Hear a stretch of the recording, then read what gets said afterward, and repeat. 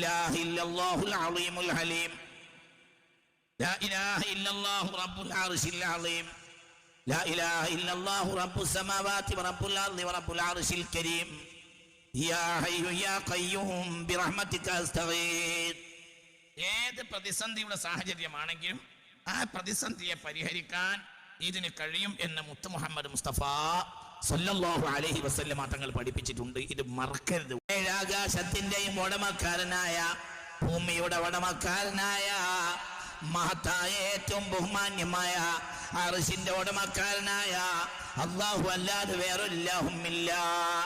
ലാ ഇലാഹ ഇല്ലല്ലാഹു റബ്ബുസ് സമാവാതി വറബ്ബുൽ അർളി വറബ്ബുൽ അർശിൽ കരീം.